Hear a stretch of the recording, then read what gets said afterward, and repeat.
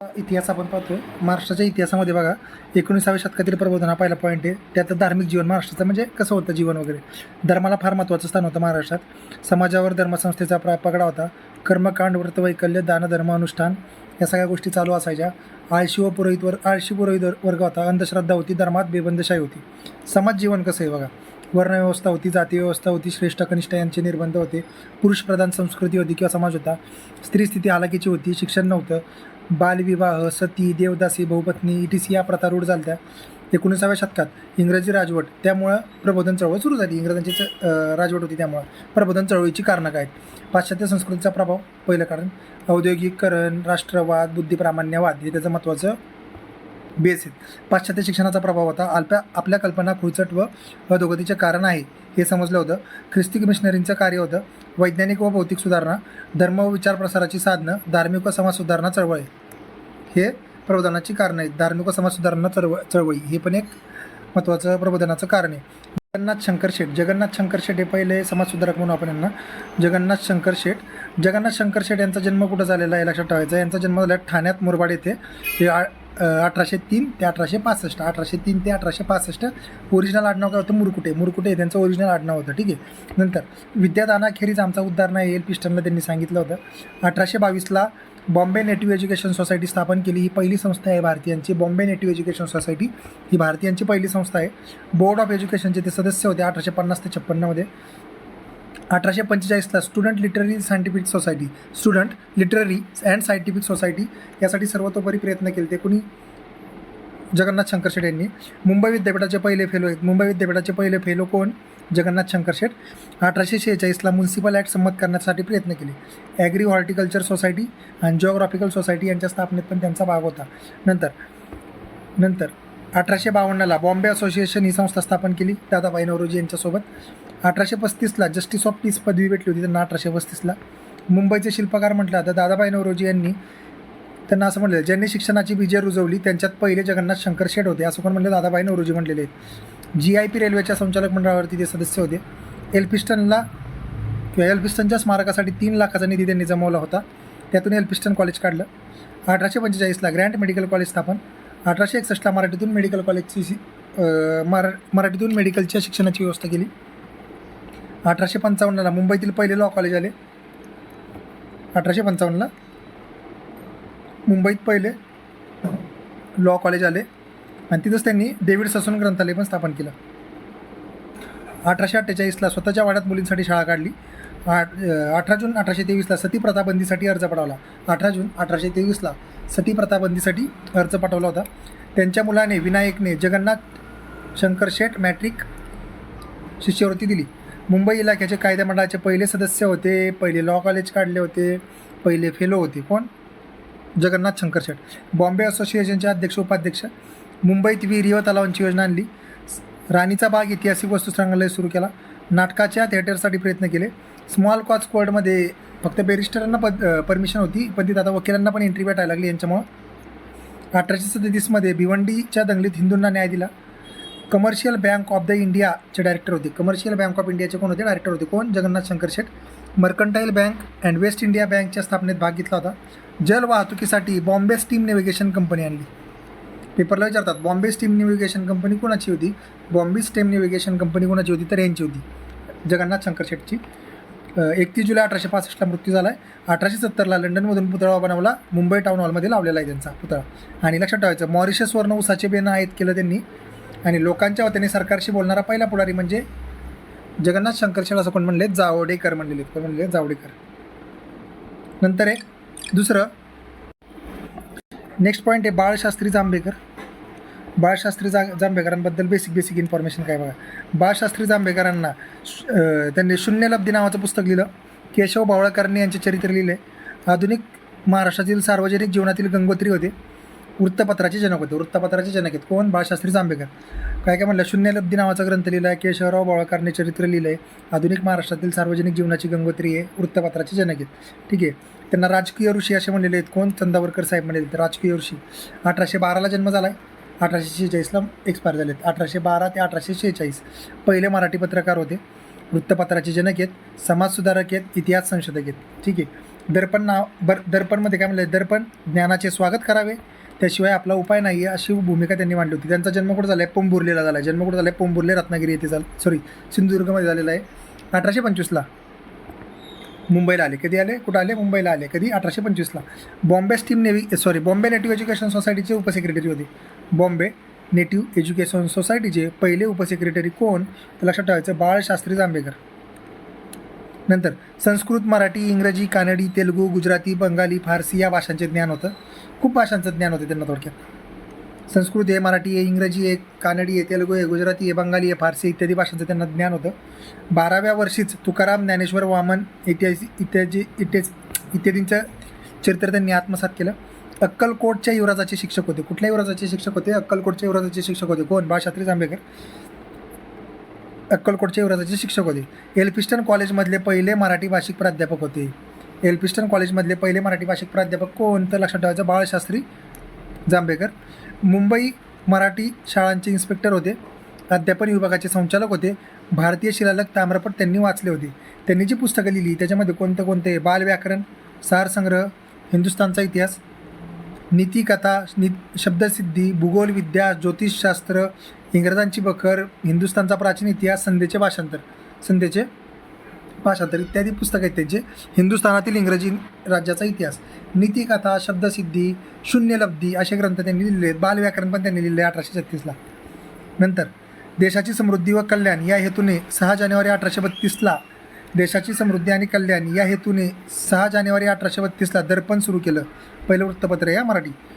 6 जानेवारी 1832ला स्वदेशात विलायती शिक्षण मिळावे यासाठी त्यांनी स्थापन केलं. तर स्वदेशात म्हणजे आपल्या देशात, विलायती म्हणजे काय, बाहेर देशाचं शिक्षण म्हणजे इंग्रजी शिक्षण मिळावं यासाठी त्यांनी स्थापन केलं.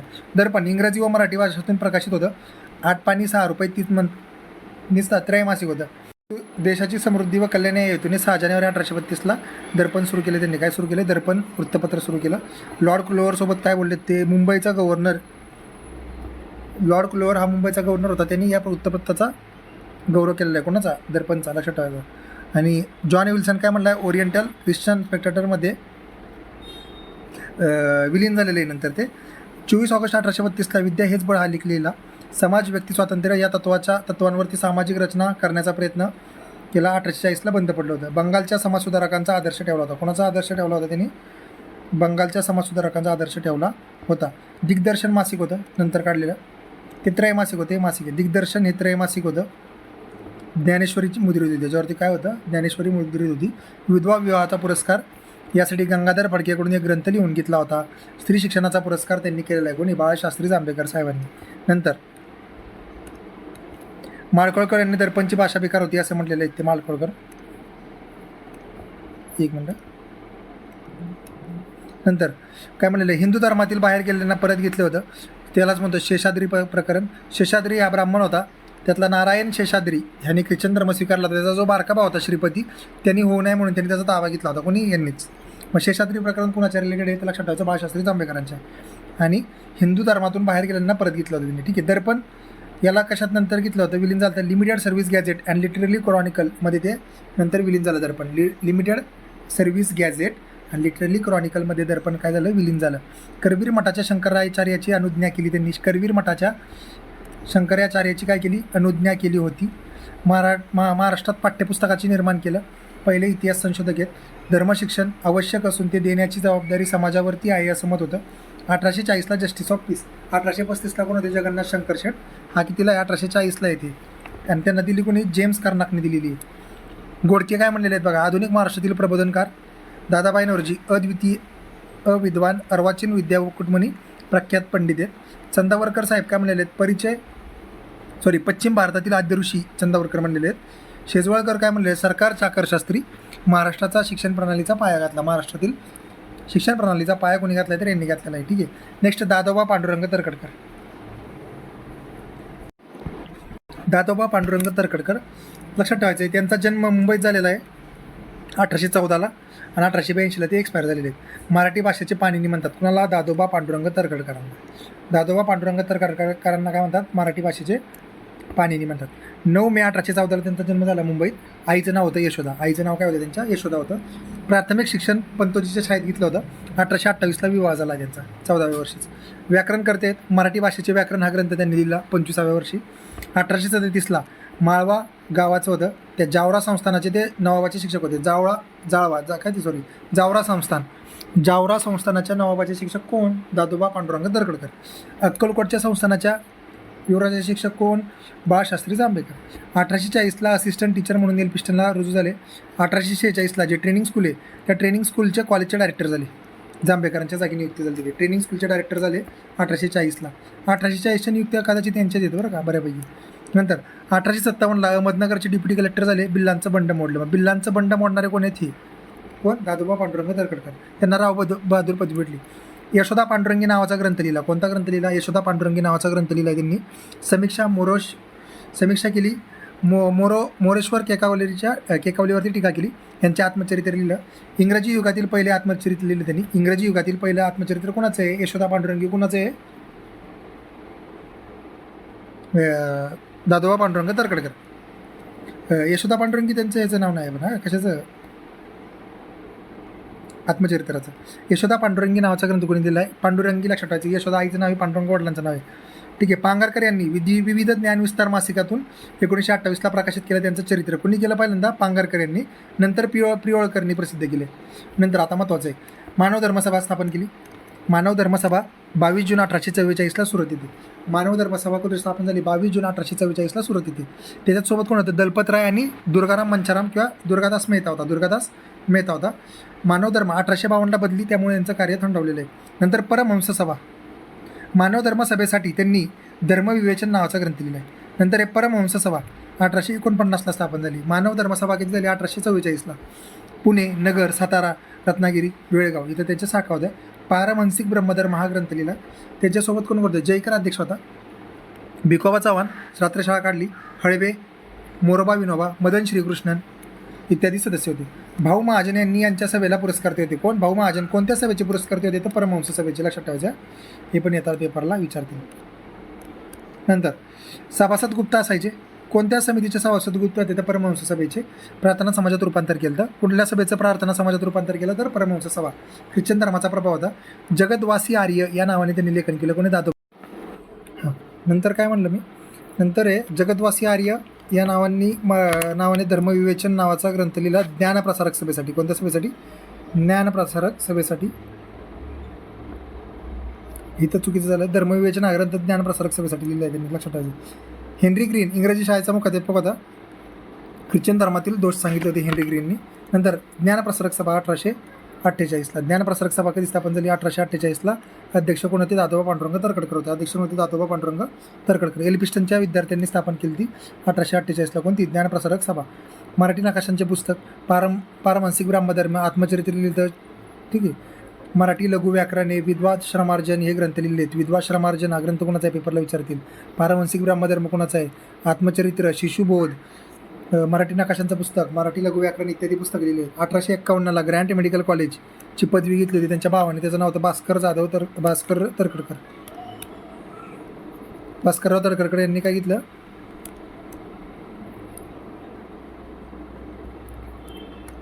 भास्करराव तर्खडकरांनी काय घेतलं? ग्रँट मेडिकल कॉलेजची पदवी घेतली होती. प्रार्थना समाजाचे पहिले अध्यक्ष आहेत. बॉम्बे गॅझेटमधून त्यांनी इंग्रजांवरती टीका केली. प्रियोळकर काय म्हणले? दादोबांची तुलना राजाराम मोहन राय बरोबर केली होती. कोणी? प्रियोळकरनी. मग कुणाची तुलना? प्रियोळकरांनी राजाराम मोहन राय बरोबर केली, तर दादोबा पांडुरंग तर्खडकरांची तुलना. नंतर लोकहितवादी गोपाळ हरी देशमुख साहेब. ठीक आहे. लोकहितवादी गोपाळ हरी देशमुख.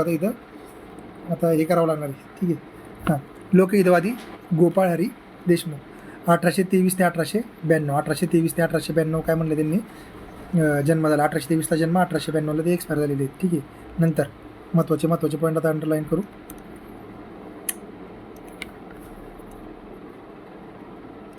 हां, जन्म कुठे झाला? रत्नागिरी पावसला झाला जन्म. नंतर 1844ला ट्रान्सलेटरची नोकरी केली. 77 रुपये पगार भेटायचा. दक्षिण सरदारांचा एजंट होते. 1852 नंतर वाई, सातारा, ठाणे, सुरत, नगर, अहमदाबाद, नाशिक येथे जज म्हणून काम केले. वेगवेगळ्या ठिकाणी जज म्हणून काम केले. कोणी?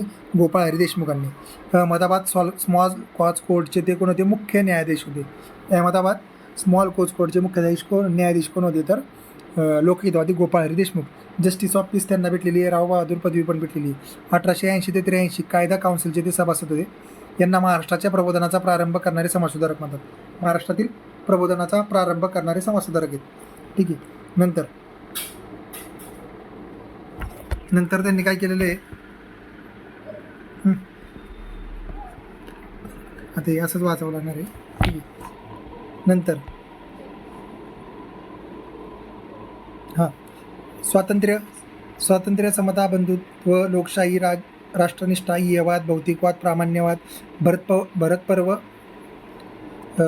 खंड 1851, पानिपतची लढाई 1877ला, काकासाहेब पंडित पुस्तक होतं, याचा अनुवाद होता.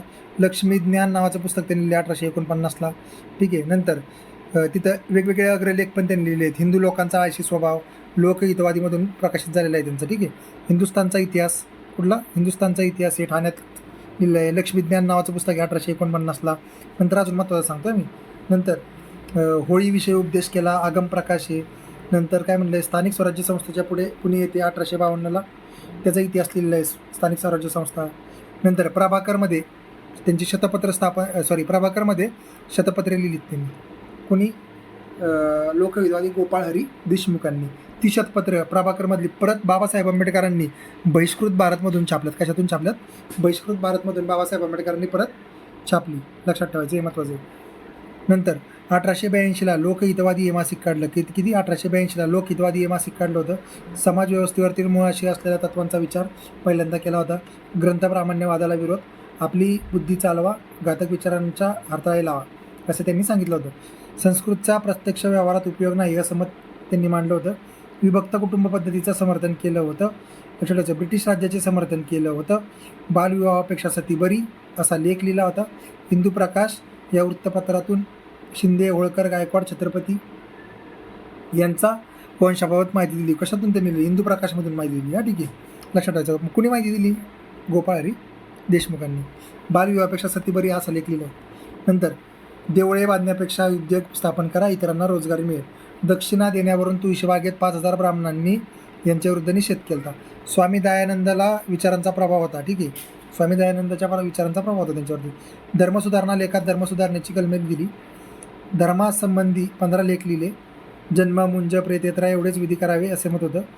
आताचे ब्राह्मण विविध क्षेत्रात काम करण्यापेक्षा फुकट खातात असे त्यांचं मत होतं. नंतर यांचा मुलगा मोरेश्वर हा धन्वंतरी होता. मोरेश्वर देशमुख, गोपाळ देशमुखचं. इंग्लंडला पार्लमेंटरी फायनान्स कमिटीसमोर साक्ष दिली त्यांनी. विधवाचा लग्नाच्या वेळी तिथून पळ काढला होता. आचार व विचारात विसंगती होती. विविध विस्तारामधून लोकहितवादी दांभिक पुढारी आहेत असं दाखवण्याचा प्रयत्न केलेला आहे. हिंदू प्रकाश, विधवा विवाहाप्रसंगी दुटप्पे भूमिका लोकहितवादीची होती. महाराष्ट्राच्या प्रबोधन युगाची मुहूर्तमेढ रोवणारा पहिला क्रांतिकारक कोण आहे? तर ही महाराष्ट्राच्या प्रबोधन युगाची मुहूर्तमेढ रावणारा पहिला क्रांतिकारक आहेत कोण? असं केसरीमध्ये म्हणलेलं आहे 1892ला. पण कोणी म्हटलेलं आहे ते जाऊ द्या, आगरकरांनीच म्हणलं असणार ते. आणि कोणाबद्दल म्हटलेलं आहे? गोपाळ हरी देशमुखांबद्दल म्हणलेले आहे. भाऊदाजी लाडाबद्दल बघायचं तर भाऊदाजी लाड काय म्हणलं आपण 1822ला जन्म झाला, 1874 ते वारलेले. ठीक आहे. त्यांचं मूळ गाव कोणते? पेडणे तालुका पेडणे तालुका मांजरी गाव हे गोव्यामध्ये येते. पहिले हिंदी नाटककार आहेत. पहिले हिंदी नाटककार कोण आहेत? तर भाऊदाजी लाड. जर पेपरला आला असं चुकून मागून तर लक्षात ठेवायचं आहे. ठीक आहे. त्यांचं मेन नाव काय? रामचंद्र विठ्ठल लाड आहे. 1833ला कुटुंबासहित मुंबईला गेले होते ते. ठीक आहे. नंतर 1840 ते 43 एल्फिस्टन कॉलेजमध्ये शिकले. 40 रुपये शिष्यवृत्ती भेटली होती. येथे अलिवर, अर्ली बार, हिंडासन, बेल, हार्कनेस हे त्यांचे शिक्षक होते. 1843 ते 45ला विज्ञानाचे शिक्षक होते. लायब्रेरियन होते. मुंबईच्या जडणघडणीत त्यांचा IMP वाटा आहे असं म्हटलं जातं. नंतर महत्त्वाचं बालकन्या हत्येसंबंधी निबंध लिहिला आहे. बालकन्या हत्येसंबंधी निबंध कोण लिहिला आहे? भाऊदाजी लाड. नंतर स्त्री बालहत्या हा ग्रंथ लिहिला. स्त्री बालहत्या हा ग्रंथ कोणाचा आहे? भाऊदाजी लाड यांचाच आहे. नंतर काय 1845 ते 51 ग्रँट मेडिकल कॉलेजमध्ये ग्रंथपाल प्लस स्टुडंट होते. पहिल्या बॅचमध्ये 8 डॉक्टर होते, त्यात हे होते. 8 नोव्हेंबर 1851ला ग्रँट मेडिकल कॉलेजची सोसायटीचे उपाध्यक्ष झाले. 1855ला अध्यक्ष झाले तिथले ग्रँट मेडिकल कॉलेज सोसायटीचे. मोतीबिंदू, कुष्ठरोग यांवरती उपचार केले. बॉम्बे असोसिएशनचे चिटणीस होते, पहिले चिटणीस होते. ब्रिटिश पार्लमेंटरीकडे अर्ज केला, लेखक म्हणूनही सेपरेट अर्ज केला. Bombay paper manufacturing company Bombay paper manufacturing company काढली होती त्यांनी. सूतगिरण्या काढल्या सुरू केल्या. 1853ला बोर्ड ऑफ एज्युकेशनचे सदस्य. एल्फिस्टन फंडचे विश्वस्त होते. विष्णुदास भावे यांना आश्रय दिला. शाकुंतलचे प्रयोग केले होते. 1845ला मुंबईमध्ये नेटिव्ह जनरल लायब्ररी सुरू केली. 1845ला मुंबई नेटिव्ह जनरल लायब्ररीची सुरुवात केली. कोणी? भाऊ दाजी लाड यांनी. स्टुडंट लिटररी अँड सायंटिफिक सोसायटीसाठी मुंबईमध्ये कन्या हायस्कूलला 16,500 रुपये दिले त्यांनी. कलावंतींच्या नाथप्रथेला विरोध केला. त्यांनी विरोध केला. 1869ला वेणुबाई व पांडुरंग करमरकर यांच्या विधवा विवाहास हजर होते. पुनर्विवाह उत्तेजक मंडळीचे सभासद होते. 1853ला ब्रिटिशांनी अर्ज करून दारू व अफू पदार्थांची बंदीची मागणी केली त्यांनी. 1852ला मुंबई विद्यापीठात हवे अशी मागणी केली. विद्यापीठाच्या व्यवस्थापकीय मंडळात सदस्य होते. मुंबई विद्यापीठात सिंडिकेटमध्ये पहिले सभासद. मुंबई विद्यापीठाच्या सिंडिकेटचे पहिले हिंदी सभासद कोण होते? भाऊदाजी लाड. 1842मध्ये शिक्षक असताना काठेवाडीतील बालहत्येसंबंधी प्रबंध लिहिला आहे. रॉयल एशियाटिक सोसायटीचे 1859 ते 64मध्ये आणि 73-74ला उपाध्यक्ष होते. उपाध्यक्ष होते. ठीक आहे. रॉयल एशियाटिक सोसायटीमध्ये उपाध्यक्ष होते 73-74ला. ठीक आहे. रॉयल एशियाटिक सोसायटीचे उपाध्यक्ष. भारतीय शिलालेख ETC यांचे हे कार्य त्यांचे शिष्य भगवानलाल इंदानी यांनी पुढे आणले. 1872ला भाऊदाजी लाड ग्रंथालय संग्रहालय सुरू झालं. ठीक आहे. आणि ते एक्सपायर झालेत. 1874ला एक्सपायर झालेत. ठीक आहे. Victoria Albert museum, Victoria garden, central museum जागरण गोंधळाला विरोध केला. भारतीय लोकांना बाहेर देशात जाऊन आपली बुद्धी वाढवावी असा सल्ला दिला. मराठी, गुजराती, इंग्रजीमध्ये भाषण देत. 1870मध्ये इंदानी यांनी literally remains of the Bhaudaji लाड हा ग्रंथ लिहिला. कोणी? इंदानी यांनी लिहिला आहे. मुंबईतील ग्रंथालय चळवळीचे उद्गाते मानले जातात. मुंबईतील वाचनालय चळवळीचे उद्गाते आहेत ते. त्यांनी जे थोडे लिहिले ते 1000 पानांपेक्षा IMP असं मॅक्स म्युलर म्हणलेलं आहे. ज्यांना 100 वर्षाचा इतिहास लिहायचा आहे त्यात भाऊदाजींचं साहित्य वाचावेच लागेल असं राजी भांडारकर म्हणलेले आहेत. 50 वर्ष जगले. 31 मे 1874ला निधन झालं त्यांचं पॅरालिसिसनं. नंतर आहे बाबा पद्मनजी मुळे त्यांचं नाव आहे. 1831ला जन्म, 1903ला मृत्यू. आणि जन्म कुठं झाला त्यांचा? बेळगावला झाला आहे. जात कोणती? आहे? कासारे. लक्षात ठेवायचं फक्त. 1847 ते 49ला ग्रँड मेडिकल कॉलेजचे शिक्षण पूर्ण ठेवलं त्यांनी. ज्ञानोदय, प्रभाकर, ज्ञानप्रकाश या वृत्तपत्रांचा प्रभाव होता. डॉक्टर विल्सन यांच्या व्याख्यानांनी ख्रिस्त धर्माकडे वळाले विल्सनमुळे. नंतर आहे आधुनिक ख्रिस्ती वाङ्मयाचे जनक कोण आहे? बाबा पद्मनजी मुळे. 1851 ते 54मध्ये 5 पुस्तके लिहिली. स्त्री विद्याभ्यास हे पुस्तक कोणाचं आहे? यांचं आहे. कोणाचं? बाबा पद्मनजी. स्त्री विद्याभ्यास, हिंदू लोकांचे सण, निबंधमाला, कुटुंबाची सुधारणा, व्याभिचार निषेध शोध. 20 सप्टेंबर 1854ला ख्रिस्त धर्म स्वीकारला त्यांनी. नंतर मुंबईत फ्री चर्च विद्यालयात शिक्षक म्हणून काम केलं. 1860ला पहिले ख्रिस्ती लग्न केलं. 1858ला हिंदू पत्नीसोबत घटस्फोट दिला त्यांनी. 3 लग्न केलं टोटल. 67 ते 73मध्ये फ्री चर्च मिशनचे मुंबईचे ते पालक होते. 29 ऑगस्ट 1903ला निधन झालं. मुंबई वैभव, ज्ञानप्रकार, सुधारक, केसरीमध्ये लेख आहेत. ज्ञानोदयमध्ये सविस्तर माहिती आहे त्यांची. बाजीराव पेशव्यांचे राज्य, त्याकालीन स्थिती आहे. स्वदेश प्रीती, निबंधमाला, अरुणोदय आत्मचरित्र आहे. बाबा पद्मनजींचं आत्मचरित्राचं नाव काय? अरुणोदय. त्यांनी कुठला ग्रंथ लिहिला आहे? स्त्री विद्याभ्यास. महत्त्वाचे पॉईंट आहेत. जातीभेद निर्णय, जातीभेद विवेचन बाबा पद्मनजींचं आहे. ठीक आहे. अरुणोदय आत्मचरित्र आहे. जातीभेद निर्णय, जातीभेद विवेचन बाबा पद्मनजींचं आहे. ठीक आहे. केश रचना, शिक्षकांना मार्गदर्शन, शालेय इतिहास, वाचन पाठवली हे शिक्षणविषयक पुस्तके आहेत. महात्मा फुलेंच्या ब्राह्मणाचे कसब या ग्रंथाला प्रस्तावना कोणी लिहिली? बाबा पद्मनजी मुळे. ब्राह्मणाच्या कसबला प्रस्तावना कोणी लिहिली? बाबा पद्मनजी मुळेने लिहिली. ख्रिस्त आमचा गाथा, ख्रिस्त वर्णन, पित्याकडे जाणे, रत्नमाला, पंढरीचा वारकरी, वैदिक धर्म, वेदात काम इत्यादी ग्रंथलेखन केले. लंडन ट्रॅक सोसायटीच्या नव्या करारावरती टीका केली. नंतर वैदिक धर्मात परत जाणे अशक्य आहे असं त्यांनी सांगितलं. नियतकालिक कोणते? उदयप्रभा, ऐक्य प्रदर्शिक पत्रिका, प्रबोधय, सत्यवादी, सत्यदीपिका, कुटुंबमित्र. यमुना पर्यटन ही पहिली कादंबरी त्यांनी लिहिली आहे. यमुना पर्यटन कादंबरी. स्त्री विद्याभ्यास. किती जास्त लेखन केले आहे थोडक्यात. कादंबरी लिहिली. विद्वांचं दुःख त्यात मांडलं होतं. मुंबई विद्यापीठाने अभ्यासक्रमात घेतलं होतं त्यांचं. ठीक आहे. स्त्रियांच्या सामाजिक जीवनावरती आधारलेली यमुना पर्यटन ही कादंबरी यमुना पर्यटन ही कादंबरी काय स्त्री जीवनाच्या स्थितीवरती आधारलेली कादंबरी आहे. यमुना पर्यटन लंडन ट्रॅक सोसायटीवरती टीका असो, ब्राह्मणाच्या कसबला प्रस्तावना लिहिलेली आहे. अरुणोदय हे त्यांचं आत्मचरित्र आहे. ठीक आहे. नंतर काय म्हणलं आपण, स्त्री विद्याभ्यास नावाचा ग्रंथ लिहिलेला आहे. या कादंबरीमुळे पुढे स्त्री रिलेटेड सुधारणा झाल्या म्हणून हे महत्त्वाची कादंबरी आहे. कोणती? यमुना पर्यटन ही कादंबरी. यमुना पर्यटन यशोदा पांडुरंगी कोणाची? दादोबा पांडुरंगांची. ठीक आहे. नंतर आहे